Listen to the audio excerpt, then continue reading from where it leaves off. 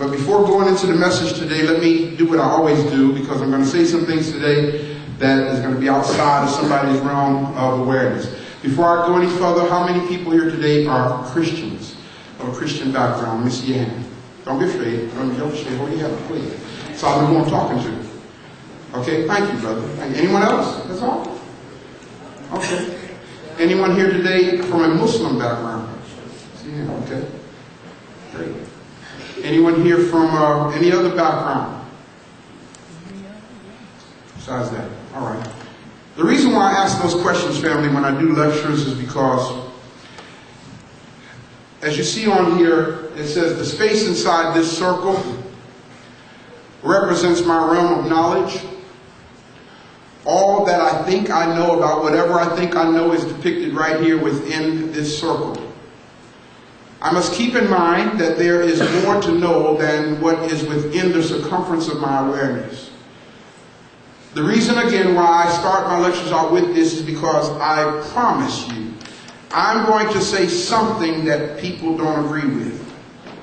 Somebody's not going to agree with something that I say. And the reason why we immediately don't agree with things that we hear is because what we hear may be outside of our circumference of awareness. It doesn't mean that I'm wrong. It simply means that you are not aware of what I'm talking about. Sometimes when I do lectures, and it never fails, when I do lectures, somebody will, and I'll say something, and somebody in my lecture will, within that lecture, say, brother, I don't agree with what you said. And I say, okay, you have the right to do that. And then they proceed to tell me that I'm wrong.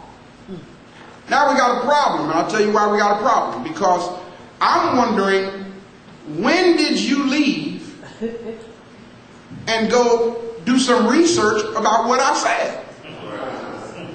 And come back to tell me that I'm wrong. So nothing is more of an insult to your own intellectual integrity than to argue about something that you don't know about. That's right. Am I making sense, people? So I start my lectures out with all this. If I say something today that is outside of your circumference of awareness, please, make a note of it. I could be wrong. I could be. But it's one thing I spend a lot of time making sure of, and that is whenever I'm going to teach something, I research it thoroughly before I get up and teach it so that I don't make a fool of myself. You follow what I'm saying? So again, I could be wrong. I might have missed something. So I welcome you going and getting some information that would come back and correct me if I'm wrong. Dr. Karanga, I love the way he says it. He says, rescue me if I'm wrong. So I ask you to do the same, okay? Today I want to talk about the subliminal seduction of holiday celebrations. Now, I taught this lecture, pretty much of what you're going to hear today is in a lecture I did, Why They Gave Us Christmas. However, there's just a few more additions that I have today. And why am I talking about this at this time? Can anyone tell me? It's that time of the year.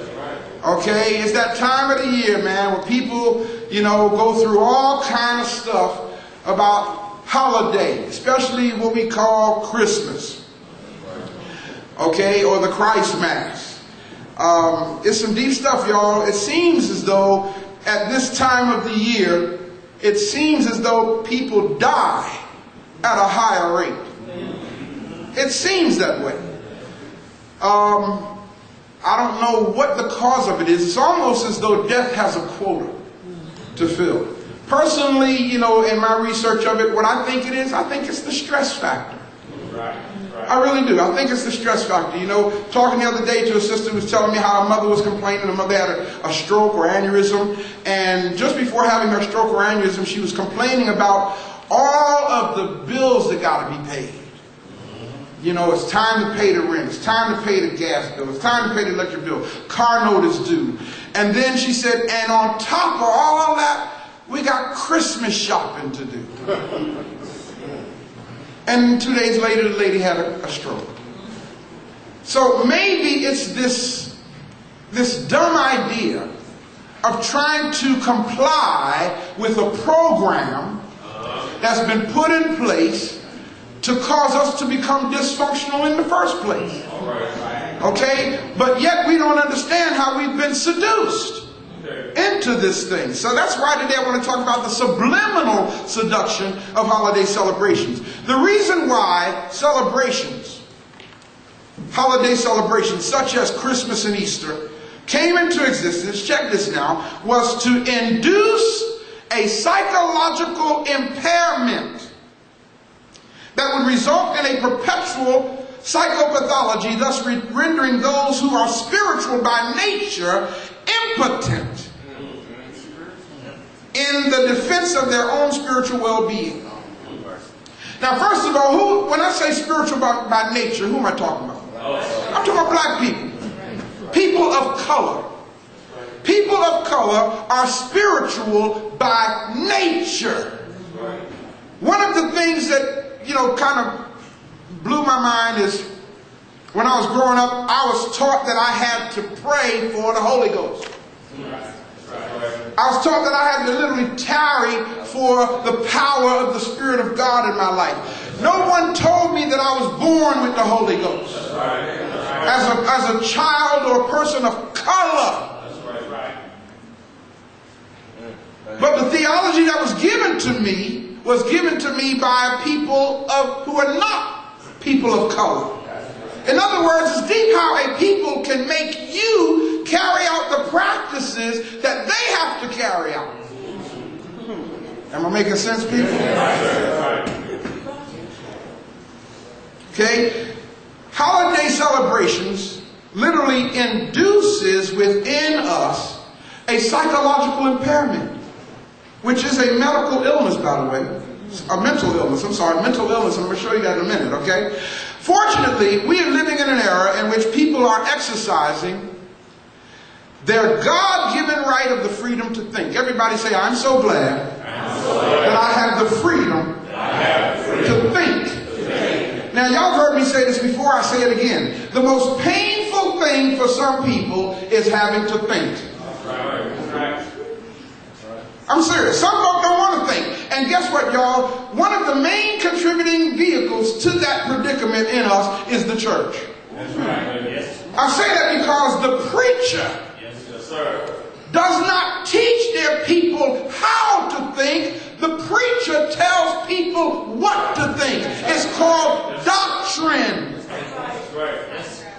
Am I making sense, y'all? It's called indoctrination. That's why when you join a lot of churches, you have to go through what is called an indoctrination program. Now, you might have just came out of a church that you was in for 20 years. And then you go join another church, then you got to go through their indoctrination program, especially if it's a different denomination. That's right. That's right. Why? Because the denominational differences have different doctrines. That's why they're denominations. You got Baptists. Baptists got a different doctrine than Pentecostals do. That's right. When I grew up in the Pentecostal church, they swore up and down Baptist folk wasn't saved. That's what they used to tell me. Baptist folk ain't saved. And you know why they say that? Because, see, in the Pentecostal church, it's a sin to smoke. It's a sin to drink. It's a sin to wear lipstick. It's a sin to do all that. And see, what would happen is Pentecostal folk would see Baptist folk smoking.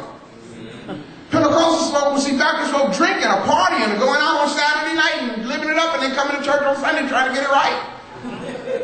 And so they swore Baptist folk wasn't saved. Y'all follow what I'm saying? Because they didn't meet with their paradigm. But you got the freedom to think for yourself, man. As a result of personal literary research, which you're able to do now. See, before you couldn't do that. You just had to take the preacher's word for what he said.